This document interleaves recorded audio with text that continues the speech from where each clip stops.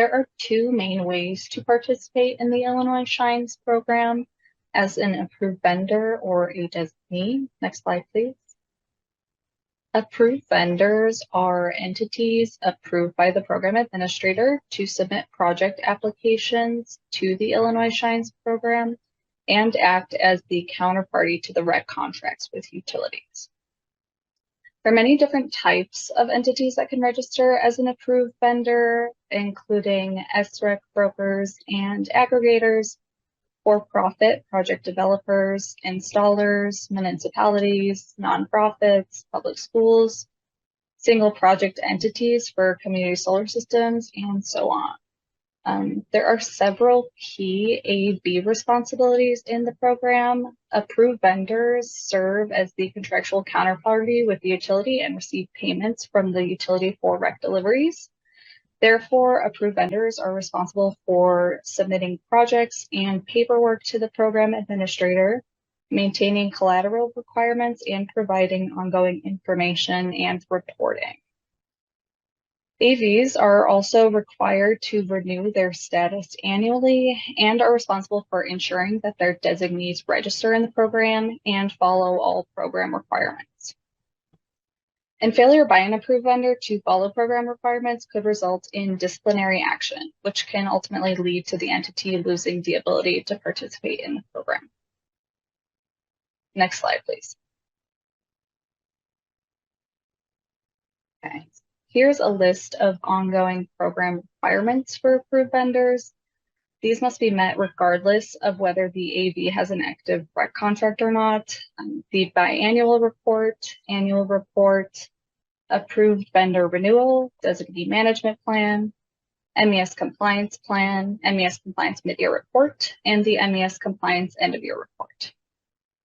I want to note here that the MES reporting is not required for a given program year if an AV doesn't intend to submit projects to Illinois Shines or perform construction on a previously Part 1 approved project, conduct any sales or marketing activity for projects that have been or will be submitted to the program, or maintain a project on a waitlist for that program year. There are also ongoing REC contract specific program requirements that must be met, including community solar subscriber verification and project inspections. And we'll go into all of these requirements in further detail during the 5th and 6th trainings. Next slide, please. Okay, approved vendors often work with designees to manage various portions of solar system development. Designees are entities that work with and on behalf of approved vendors and that have direct interaction with end-use customers. All third-party entities that have direct interaction with end-use customers of the program must register as a designee. There are 4 different types of designees. We have disclosure form designees, which generate disclosure forms on behalf of the approved vendor. Community solar subscriber agent designees, which manage an AV's community solar subscription information. Marketing or sales designees, which act as marketing agents and or customer acquisition agents on behalf of the AV or another designee. And installer designees, which install systems on behalf of the approved vendor and again, or another designee. So designees of designees are called nested designees, and they can only be marketing or sales or installer designees. This requirement exists to prevent a designee from giving another designee the ability to generate disclosure forms or manage community solar subscribers on behalf of the parent designee's approved vendor. So only approved vendors can add disclosure form designees and community solar subscriber agent designees directly beneath their approved vendor account.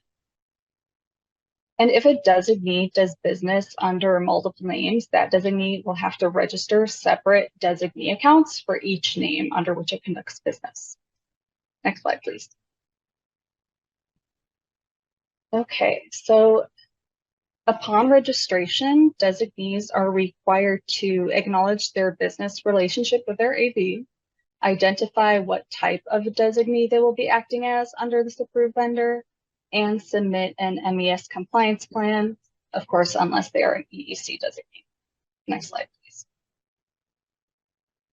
Okay, and here's a list of the ongoing program requirements for designees in the program.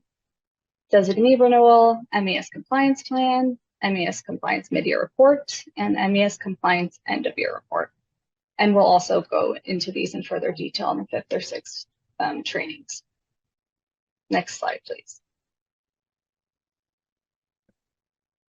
Okay, an equity eligible contractor is defined as an approved vendor or designee that is majority owned by an equity eligible person. And criteria for this includes persons who graduated from or are current or former participants in the programs listed here, persons who are graduates of or currently enrolled in the foster care system, persons who are formerly incarcerated, and persons whose primary residence is in an equity investment eligible community.